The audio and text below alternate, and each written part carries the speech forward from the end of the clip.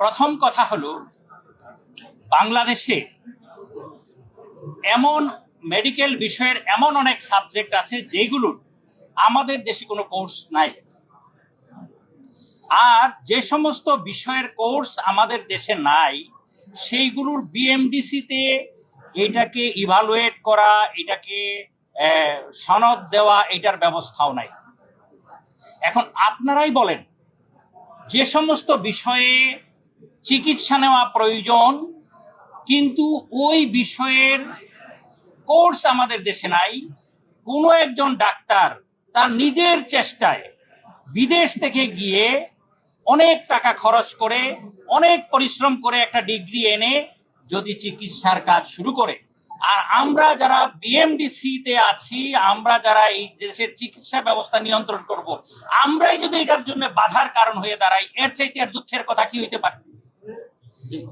আমাদের ছোট ভাই খালিদের ক্ষেত্রে এইরকমই একটা ঘটনা ঘটেছে,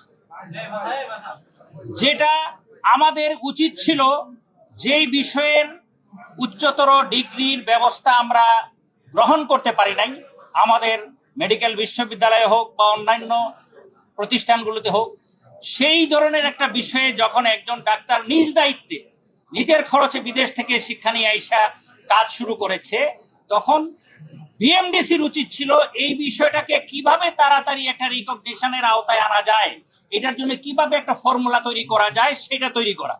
কিন্তু উল্টা কাজটা করা হলো, ওই ভাইয়ের কাজকে বাধাগ্রস্ত করার জন্য এবং তার পেশাকে প্রশ্নবিদ্ধ করার একটা ব্যবস্থা করা হলো। এটাকে অত্যন্ত দুঃখজনক ঘটনা হিসাবে আমি মনে করি। দ্বিতীয় কথা যেটা আপনাদের মাধ্যমে জাতির কাছে বলতে চাই, আপনারা জানেন JCI এটা আন্তর্জাতিকভাবে চিকিৎসা পেশা এবং চিকিৎসা প্রতিষ্ঠানগুলোকে অ্যাক্রিডেশন দেওয়ার একটা অথরিটি, এবং JCI এর অথরিটি বাংলাদেশে 1-2টা প্রতিষ্ঠানের মাত্র আছে, এর মধ্যে এভার কেয়ার একটা। JCI এর অ্যাক্রিডেশন দেওয়া মানে সারা পৃথিবীতে এটাকে অ্যাক্রিডেশন দেওয়া।